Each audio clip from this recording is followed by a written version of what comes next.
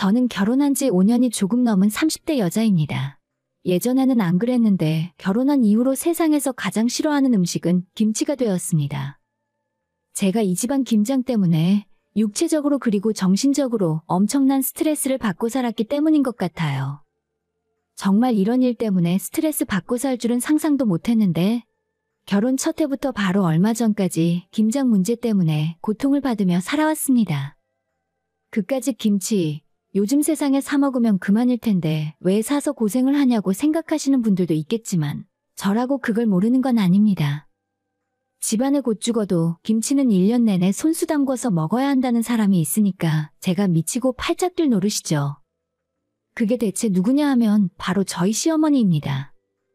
오늘은 제가 이 집안에 시집와서 수많은 김장을 하며 겪은 이야기를 한번 해보려고 합니다. 남편과 저는 같은 대학에서 만났고 비록 과는 달랐지만 동아리에서 친해지게 되었어요. 처음에 저희 두 사람은 앙숙이라 불릴 정도로 사이가 좋지는 않았습니다. 서로 성격도 조금 많이 달랐고 일단 살아온 환경이 너무나도 많이 달라서 작은 것 하나에도 사사건건 의견 충돌이 있고 같이 있으면 트러블이 생겼습니다. 집안 형편이 조금 어려웠던 저는 장학금을 받지 못하고 학자금을 대출받아야 하는 상황이었는데 부모님이 그런 걸 또 싫어하시는 편이라 사실상 장학금을 받지 못하면 대학에 다닐 수 없는 상황이었어요. 그래서 매 학기마다 정말 목숨 걸고 공부를 했고 반드시 성적을 내지 않으면 휴학을 할 수밖에 없었죠. 친구들은 다들 연애하고 방학이 되면 유럽이다 미국이다 여행 다니고 부모님 돈으로 어학연수 다녀올 때 저는 쉬지 않고 계속 아르바이트를 해야 했습니다. 대학 다니려면 학비만 해결된다고 끝이 아니잖아요. 기숙사 비용이나 교재 비용 외에도 제가 먹고 쓰는 기초생활비만 해도 정말 놀러 다닐 틈도 없이 일을 해야만 했어요. 반면 남편은 저와는 다르게 정말 돈을 처발라가며 대학 생활을 하는 사람이었습니다. 시댁 형편도 조금 여유가 있었고 특히 남편의 조부모님이 돈이 많으세요. 집안 장남이 대학을 간다고 하니 조부모님 지원이 엄청나셨고 이미 대학교 1학년 때부터 본인 자동차를 끌고 학교에 다니던 사람입니다. 당연히 공부나 성적에는 관심도 별로 없고 그냥 술 마시고 놀 생각뿐이었죠. 그런 남편을 보면서 저는 한심하다는 생각과 동시에 저렇게 미래에 대한 걱정도 없이 당장 다음 달 생활비 걱정 없이 놀고 먹을 수 있는 재력이 부럽기도 했어요. 그러다가 어느 날 같이 교양 수업을 듣게 되었는데 교수님 지시로 남편과 제가 한조가 되어 조별 수업을 했던 적이 있었습니다. 진짜 하늘이 무너지는 줄 알았습니다. 그도 그럴 것이 남편은 수업을 대충 듣기로 이미 유명했고 조별 과제나 성적에 연연하는 스타일이 아니라 같이 과제를 하는 것 자체가 저한테는 마이너스였어요. 저는 성적이 정말 중요했고 장학금을 받지 못하면 다음 학기 학교를 다닐 수 없는 사람이었으니까요. 예상대로 같은 조가 되었지만 남편은 뺀질대고 놀기만 하면서 자기가 맡은 일을 전혀 해오질 않았습니다. 이런 사람과 둘이 공동으로 과제를 해내야 한다는 건 그냥 대놓고 학점을 포기하겠다는 것과 마찬가지였어요. 그래서 저는 대놓고 남편에게 이야기했습니다. 그냥 저 혼자 알아서 다 할게요. 대신 이름을 빼거나 하진 않을 테니까 그냥 아무것도 하지 말아주세요. 저는 오빠랑 달라서 장학금 못 따면 다음 학기 못 다니거든요. 그러니까 제발 방해만 하지 말고 이번 과제에서 아무것도 하지 말아줬으면 좋겠어요. 그렇게 저는 남편을 빼고 저 혼자 2명분의 모든 과제를 다 준비했습니다. 과제 발표가 있던 날 저는 혼자 준비한 과제를 들고 강의실로 향했죠. 화면에 준비한 PPT를 띄워놓고 교수님 앞에서 한참 발표를 하고 있었는데 교수님이 제가 아니라 하필이면 제 옆에 멀뚱멀뚱 서 있는 남편에게 질문을 하시는 거예요. 진짜 그 순간 하늘이 노래지고 내 인생은 다 끝났다고 생각했습니다. 처음부터 끝까지 저 혼자 준비를 다 했기 때문에 남편은 아무것도 모르는 상태였거든요. 하지만 걱정과는 달리 남편은 교수님의 질문에 대답을 척척 해냈고 심지어 제가 머릿속으로 생각했던 것과 거의 똑같은 의견으로 자료 해석을 했더라고요. 저는 이 과제를 진행하면서 단 한 번도 남편과 자료를 공유해 본 적이 없었습니다. 어차피 보내줄 필요도 없었고 전부 제가 알아서 하고 알아서 책임을 지자는 생각이었으니까요. 결국 교수님은 남편의 대답에 만족했고 제 발표도 인상 깊게 들었다며 좋은 평가를 내리셨어요. 강의가 끝나고 저는 궁금함을 참지 못하고 남편에게 물었습니다. 대체 어떻게 알고 아까 대답을 한 거냐고요. 남편은 그냥 자기 머릿속에 있는 대로 대답을 했을 뿐이고 제가 만든 자료가 너무 설명이 잘 되어 있어서 이해하기 쉬워서 좋았다고 말을 하더라고요. 해맑게 웃으며 제 칭찬을 하는 소리를 듣고 있으니 순간 저는 창피해서 고개를 들 수가 없었어요. 저는 그동안 이 사람의 행동을 보고 철없는 부잣집 아들이라는 편견을 갖고 있었을 뿐이고 단 한 번도 제대로 이야기를 나누거나 이 사람에 대해 알려고 생각하지 않고 있었거든요. 그런데 남편은 자신을 대놓고 무시하는 저를 아무런 편견 없이 보고 있었던 겁니다. 그리고 먼저 저한테 화해하자는 손을 내밀었고요. 그날 이후로 저는 같은 수업이 있을 때마다 항상 남편과 붙어 다녔고 수업에 대한 대화나 그 외적으로 많은 이야기를 나누었습니다. 그렇게 1년 넘게 붙어 다니면서 자연스럽게 사귀는 사이가 되었어요. 남편이 저보다 나이는 1살 많았지만 군대를 다녀오는 바람에 졸업은 제가 먼저 하게 되었고 저는 친구들처럼 호주나 미국으로 유학을 가거나 대학원에 진학해서 석박사 과정까지 하고 싶었는데 그럴 형편이 되질 않았어요. 그래서 교수님 추천을 받아 업계에서 이름 있는 중견기업에 입사를 하게 되었고 조건도 나름대로 괜찮은 편이었습니다. 이 회사를 다니며 경력을 쌓고 자격증 공부를 열심히 해서 대기업이나 더 좋은 직장으로 가고 싶었는데 막상 회사 생활을 시작해보니 매달 들어오는 월급이 너무 좋더라고요. 회사 업무가 적지도 않아서 일을 하고 집에 돌아오면 녹초가 되었기 때문에 따로 공부를 하는 것도 너무 힘들었어요. 그렇게 몇 년 동안 일에 치여 살았고 남편은 대학 졸업하고 취업을 해서 어느 정도 자리를 잡자마자 저한테 결혼하자며 프로포즈를 했습니다. 하루라도 빨리 결혼을 하고 같이 살아야 제 고생을 덜어줄 수 있다고 생각을 한 거죠. 하지만 너무나도 기우는 양쪽 집안의 형편 탓에 시댁에서는 반대가 심했어요. 특히 저희 시어머니가 절대 안 된다고 반대하셨습니다. 사실상 시댁 집안에서 목소리가 가장 큰 실세는 시어머니였거든요. 어머님이 경제권을 다 쥐고 있기도 하고 아버님 쪽 집안에서 재산이 더 많았지만 정작 시부모님만 놓고 보면 어머님이 장사를 하시고 실질적으로 그 집안에서 돈 버는 일은 시어머님이 거의 다 하십니다. 커다란 식당을 2개 운영하고 계신 어머님은 직원도 엄청 많이 쓰고 계시고 그 규모만큼이나 손이 크신 분이었어요. 그런 어머님 덕분에 남편은 지금까지 고생 없이 살 수 있었지만 식당을 운영하며 돈 버는 일에만 몰두한 어머님이었기에 어려서부터 엄마에게 정을 많이 못 받고 자랐다는 말을 하더라고요. 저희가 결혼한 이후에 남편이 자기 엄마 대신 우리 친정엄마를 더 잘 따르게 된 것도 아마 이런 이유가 아닐까 싶어요. 언젠가 남편이 저한테 이런 말을 하더라고요. 자신의 엄마와 180도 다른 성격의 장모님을 보고 우리도 나중에 자식을 낳으면 이런 부모가 되었으면 좋겠다 싶었다고요. 밖에서 돌아오는 자식을 위해 따뜻한 된장찌개를 끓여놓고 기다리는 엄마가 있다는 것이 너무 부러웠대요. 남편은 중고등학교 때 학교 끝나고 집에 들어오면 식탁 위에 놓여있는 10,000원짜리로 배달 음식을 시켜 먹는 게 전부였고 심지어 남편 생일날에도 미역국은커녕 평소보다 더 많은 금액의 용돈이 있을 뿐이었다고 합니다. 자기 집에 돈이 부러운 사람도 있겠지만 남편은 그런 돈이 아닌 엄마가 집에서 차려준 따뜻한 밥 한 끼가 더 필요했던 것 같아요. 그래서 남편은 우리가 결혼할 때 더 필사적으로 시어머니를 설득했어요. 자식 이기는 부모 없다는 말처럼 시어머니는 결국 한 가지 조건을 걸고 결혼을 승낙하셨습니다.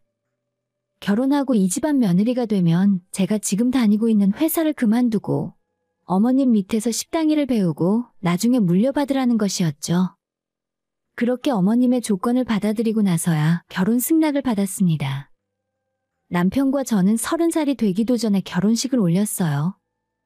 결혼하고 얼마 되지 않아 친정엄마는 족저 근막염 진단을 받으셨습니다. 그래도 먹고 살아야 하니 편하게 누워 쉴 수 없었고 계속 하루 종일 서서 일을 하다 보니 통증은 점점 심해졌어요. 결국 어쩔 수 없이 일을 쉬게 되셨죠. 문제는 저희 친정부모님이 일을 열심히 하시는데도 생활에 여유가 없고 엄마가 아파서 쉬게 되니 당장 먹고 살아야 하는 생활비가 걱정이었습니다. 친정부모님은 평생 열심히 일은 하셨지만 돈 모으는 재주가 없으셨고 예전에 한 번 아는 사람에게 사기를 당해서 모아온 재산도 거의 다 날리셨거든요. 사람은 정말 좋은데 세상 사는 능력은 조금 부족하신 분들입니다. 아무튼 결혼하기 전이라면 제가 일해서 받는 월급으로 부모님 치료비도 보내주고 생활비도 충당할 수 있겠지만 이제는 출가 외인이잖아요. 제가 버는 돈이 온전히 제 돈이 아닌데 그걸 어떻게 친정의 마음대로 쓸 수 있겠어요. 남편에게 말도 못하고 혼자서 속만 끙끙 앓고 있던 와중에 남편이 그 사실을 어떻게 알았는지 자기가 먼저 제 월급을 전부 친정으로 보내주라는 말을 하더라고요.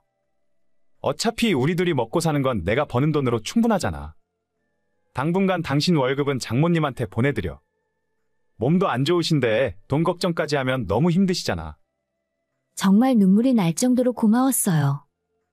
저는 원래 결혼하면 바로 직장을 그만두고 어머님 식당에서 일을 하기로 했었지만 회사 사정 때문에 몇 달만 더 일을 봐주는 중이었어요. 남편 배려 덕분에 월급을 모두 친정에 보내줄 수 있었는데 이런 배려가 나중에 올가미가 되어 다시 제 목을 조르게 될 줄은 몰랐죠. 저희 엄마가 결혼한 딸이 보내는 돈으로 생활하는 것이 미안하고 염치가 없으셨는지 직접 시장에서 장을 봐서 배추김치와 깍두기 파김치를 만들어 보내셨어요. 근데 그걸 저희한테만 보내면 문제가 없었을 텐데 엄마가 괜히 찔리는 마음에 저희 시댁에도 김치를 잔뜩 보내셨다는 겁니다. 시댁은 어머님이 식당을 하시기 때문에 집에서도 따로 김장을 하시지 않고 그냥 식당에서 아주머니들이 만드는 김치를 먹고 지내셨어요. 그렇게 맛있지도 않고 맛이 없지도 않은 딱 식당 김치 맛이었습니다. 하지만 저희 엄마가 만들어 보낸 김치는 시어머니 입맛에 딱 맞았던 모양이에요. 어머님은 우리 엄마가 보낸 김치를 다 드시고도 저한테 몇 번이나 부탁을 해서 친정엄마한테 김치를 받아 드셨습니다. 그리고는 얼마 후 제가 회사를 그만두고 어머님 식당으로 출근을 하게 되자 그때부터 저한테 친정엄마 김치를 만들라 하시더라고요. 필요한 재료는 얼마든지 구해줄 테니까 저희 친정엄마의 비법 그대로 똑같은 김치를 만들라고 하셨어요. 얘야 기왕 하는 거 배추김치 깍두기만 하지 말고 파김치도 좀 담궈라. 그리고 일하는 아주머니들한테 비법 좀 전수해서 같이 만들어. 많이 만들어서 우리도 먹고 가게에서 손님들한테 나가는 김치도 싹 바꿔야겠다. 자랑은 아니지만 사실 저는 결혼 전에 한 번도 김치를 만들어 본 적이 없었어요. 그래서 처음에는 친정엄마가 와서 같이 해줬고 점점 그 양이 많아져서 최소 매달 한 번은 100포기 이상의 김치를 만들게 되었습니다. 한 번에 다 하는 게 너무 힘들어서 하루는 배추김치를 하고 며칠 후에 깍두기를 담그고 그리고 또 며칠 후에 파김치를 담그는 식으로 한 달 내내 김치만 하다가 제 일이 다 지나갔습니다. 처음엔 어머님이 맛있다고 칭찬을 하시니 좋은 마음으로 시작했다가 이제는 완전 당연히 해야만 하는 제 의무가 되어버린 거죠. 그렇다고 힘들다며 안 하겠다고 말하기도 곤란하고 저 혼자 할 수도 없는 일이라 결국 친정엄마에게 몹쓸 짓을 하게 된 셈이었어요. 그렇게 3년 넘는 시간을 매년 1000포기 이상의 김장을 해왔습니다. 배추만 한 것도 아니고 깍두기 파김치에 동치미 같은 걸 포함하면 양은 훨씬 더 많았죠. 1년에 딱 한 번 하고 치우는 것도 아니라 가게에서 쓰는 양이 정해져 있으니 김치 떨어지기 전에 무조건 만들어야 했습니다. 아침에 출근하면 김치가 얼마나 남아있는지 확인을 하고 김치 양이 줄어가면 머리가 지끈지끈 아플 정도로 스트레스였죠. 이번에는 또 어떻게 김치를 담궈야 하나, 언제까지 친정엄마한테 도와달라는 말을 해야 하나, 정말 면목도 없고 속만 답답했어요. 그런 제 마음은 아랑곳 없이 어머님의 요구는 매번 다양해지고 양도 점점 늘어만 갔습니다. 물론 그렇게 식당에서 김치를 만드는 덕분에 저희 부부나 우리 친정 식구들은 김치 재료를 돈 주고 살 걱정은 안 해도 되긴 했지만 정작 만드는 양에 비해 우리 식구들 입에 들어가는 양은 세 발의 피입니다. 시댁에서도 먹긴 하지만 대부분 어머님 식당에서 손님들 상에 올라가고 김치를 따로 팔기도 하거나 종종 거래처 사장님들께 선물로 보내기도 하더라고요. 식당에서 일하는 분들에게 아무리 우리 엄마 김치를 만드는 방법을 알려줘봤자 몇 달 지나면 일을 그만두고 다른 사람이 들어오기 때문에 아무리 알려줘도 도로 아미타불이었어요. 장사가 잘 되는 식당이라 그런지 일이 너무 바쁘고 많아서 주방에서 일하는 아주머니들이 차라리 돈을 조금 적게 받아도 일 편한 곳이 낫다며 금방 도망가시거든요. 더는 이렇게 못하겠다고 어떤 조치를 취해달라고 어머님께 말씀을 드리려고 눈치만 보고 있었는데 다행히 올해 초에 제가 임신을 하게 되면서 그 고민을 덜게 되었습니다. 뱃속에 애가 점점 커져가고 배가 불러오는데 계속 김치를 할 수는 없었으니까요. 그래서 이번 기회에 아예 김치에 대해 확실히 못을 박아야겠다. 앞으로 더는 제가 못할 것 같다 말을 하려고 했지만 남편이 저보다 먼저 그 이야기를 꺼냈습니다. 이제 김장 그만해. 당신 점점 배도 불러오는데 무슨 김치를 담글 거야. 식당도 그냥 예전처럼 아주머니들 시키던가 아니면 사서 하면 돼. 엄마도 이해하시겠지. 우리 엄마 그렇게 꽉 막힌 사람이 아니야. 사실 남편의 이 말은 믿음이 가질 않았습니다. 대부분의 남자들이 자기 엄마는 그런 사람 아니라며 절대 안 그럴 거라고 호언장담을 하지만 그건 자기 엄마에 대해 아무것도 모르고 하는 소리입니다. 아무튼 남편이 시어머니한테 직접 이야기하겠다며 저는 아무 걱정하지 말라고 하더라고요. 이참에 그냥 집에서 먹는 김치도 다 사 먹자고 말했어요. 솔직히 남편의 말을 들으며 다행이다 싶었습니다. 안 그래도 어머님께 말씀드리기가 껄끄러웠는데 남편이 저 대신 나서서 이야기를 해준다고 하니 저로서는 이보다 좋을 수는 없었죠. 하지만 시어머니는 절대 안 된다며 이미 식당에 그 김치 먹으러 오는 손님들도 많고 주변 사람들한테 선물을 해줘도 너무 맛있어서 또 달라고 하는 중인데 이제 와서 김치 못 담그겠다고 하면 어쩌냐고 하셨어요. 저는 임신 6개월이 넘고 배가 점점 불러오는데 언제까지 김치를 하라는 말입니까? 정작 어머님은 무채 하나 썰어본 적 없으면서 무슨 말을 하는 건가 싶었어요. 저도 더는 참지 못하고 어머님께 말대답을 해버렸습니다. 그럼 제가 이 몸을 하고도 계속 김치를 담궈야 한다는 말씀이세요? 그러다가 애라도 잘못되면 어머님이 책임지실 거예요? 이제 더는 못하니까 앞으로 김치를 사서 먹든 직접 담그시던 알아서 하세요. 제가 어머님께 이렇게 이야기하고 속상한 마음에 며칠 동안 몸이 좋지 않다는 핑계를 대고 식당에 출근도 하지 않았습니다. 그런데 그로부터 얼마 후 친정에서 남동생이 전화를 해왔습니다. 아니 누나, 이게 대체 무슨 짓이야? 우리 엄마도 내일 모레면 환갑이야. 어쩜 그 집안 사람들은 이렇게까지 사람을 힘들게 부려먹냐? 저희 시어머니가 친정엄마 집으로 배추 200포기와 각종 재료들까지 엄청난 양의 김치를 담그는 재료를 보내셨던 겁니다. 제가 김치 담글 때마다 친정엄마가 거의 매번 식당에 와서 만드는 걸 도와주셨고 제가 안 한다고 하니 엄마도 올 일이 없었던 거죠. 그러니 시어머니가 대신 친정집으로 김치 만들어 달라며 재료를 보내셨어요. 저는 그 전화 받자마자 배추나 다른 재료에 아무도 손대지 말고 가만히 두라고 해놓고 시어머니에게 전화를 걸었습니다.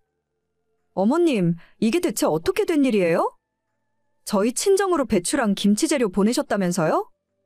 그래? 시장 갔더니 이번 배추알이 꽉 차고 좋더라. 그래서 100포기만 하려다가 200포기로 늘렸어.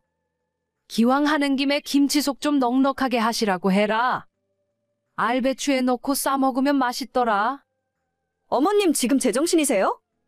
어떻게 사돈 집에 배추를 보내요? 제 상황이 이래서 김치 못하겠다고 말씀드렸는데 어떻게 이러시냐고요. 그래, 너가 못한다며? 그러니까 너네 친정으로 보낸 거 아니냐?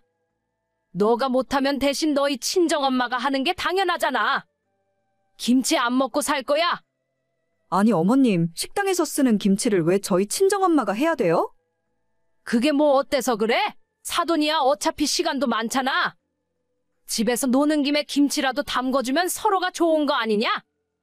어차피 그 나이 먹고 시집간 딸한테 용돈 받아서 먹고 사는데 딸이 임신해서 일 못하면 친정엄마가 대신 하는 거지. 저희 엄마가 저한테 생활비 받는 걸 가지고 걸고 넘어가더라고요. 저는 우리 집을 무시하는 발언에 너무 화가 나서 어머님께 사과하라고 이야기했지만 시어머니는 자기가 뭘 잘못했는지 모르겠다면서 오히려 저보고 책임감 없다는 소리를 하셨어요. 하여간 없이 살아서 그런지 사업이 뭔지도 모르고 이기적으로 자기 생각만 하는 것 좀 봐라. 헛소리 그만하고 그렇게 친정엄마 걱정이 되면 너라도 당장 달려가서 돕던가 해. 시어머니는 그렇게 자기 할 말만 하고 전화를 끊어버렸어요. 저는 왜 그 소리가 안 나오나 했습니다. 결혼하고 초반에 엄마가 몇 달 아프셨고 그때는 생활비가 부족하니까 제 월급을 고스란히 다 보내드렸거든요. 그 기간이 엄마 건강 회복될 때까지 5개월 정도였고 그 이후로는 다시 일을 시작하셨기 때문에 용돈 정도만 조금 보내드렸어요. 근데도 그 일을 또다시 문제 삼으면서 저한테 없이 살았다느니 저희 엄마가 저한테 돈 받아서 먹고 산다는 소리를 아직도 하시는 겁니다. 친정 이야기만 나오면 늘 따라 나오는 어머님의 단골 레파토리였어요. 그래서 이제는 다신 이런 소리 못 나오게 끝을 내야겠다 생각했죠. 그 길로 저는 친정으로 달려가서 엄마와 함께 김치를 담궜습니다. 200포기 담그는데 꼬박 이틀이 걸렸지만 정말 최선을 다해서 만들었어요. 그리고 며칠 뒤에 시어머니에게 전화가 왔습니다. 너 왜 김치 안 가져와? 아직도 다 못한 거야? 하여간 게을러 터져가지고. 아니, 어머님, 다 만들었어요. 그래? 그럼 오늘 가져오니? 식당에 김치가 다 떨어져 가는데 빨리 가져와야 한다. 어머, 무슨 말씀이세요? 저희 엄마 먹으라고 보내셨잖아요. 어머님이 좋은 재료 보내주신 덕분에 앞으로 1년 동안 김치 걱정은 없겠네요. 앞으로도 또 보내주세요. 아니, 그걸 다 너희가 먹으면 어떡해? 식당에서 쓸 김치인데. 장난치지 말고 빨리 가져와. 왜요? 저랑 엄마가 만들었는데 그걸 왜 달라고 하시는지 모르겠네요. 앞으로도 얼마든지 보내주시면 저희가 맛있게 만들어 먹을 테니까 아무 걱정 마시고요. 혹시 맛보고 싶으시면 몇 포기 가져다 드릴까요? 그 정도는 나눠드릴 수 있죠. 뭐야? 참나 어이가 없으려니까. 결국 어머님은 더 이상 아무 말도 못하고 전화를 끊으셨고 그 뒤로 다시는 저한테 김치 담그라는 이야기도 안 꺼내셨어요. 어머님 식당에서 일을 하는 제 입장에서 그 이후에 어머님 대하는 것이 약간 껄끄러워진 것도 사실입니다. 하지만 이렇게라도 확실히 못을 받고 넘어가는 게 낫다는 생각이고 어차피 저는 출산이 얼마 남지 않아서 이참에 쉴 생각이에요. 아이 낳으면 어린이집 보내기 전까지는 제가 하루 종일 돌볼 예정이니까 최소 2년 정도는 어머님 식당에 나가지 않을 겁니다. 못난 딸 때문에 우리 친정엄마 눈치 보게 하고 고생시킨 것만 생각하면 이 정도 복수로는 모자라지만 앞으로도 어쨌든 얼굴 보며 살아야 하니 그냥 넘어가려고요. 앞으로 태어날 우리 아이를 위해서라도 지금보다 더 당당한 사람이 될 겁니다. 처음 약속대로 저는 어머님 식당에서 일을 계속 해올 거고 언젠간 제가 물려받아서 하게 되겠지만 김치 때문에 친정엄마 고생시키는 건 끝이에요. 참는 것만이 능사가 아니라는 걸 이번 기회에 확실하게 배웠고 아니다 싶은 건 언제든 확실하게 이야기할 겁니다. 오늘의 영상은 여기까지입니다. 구독과 좋아요, 알람 설정 부탁드려요. 다들 행복하시고 좋은 하루 되세요.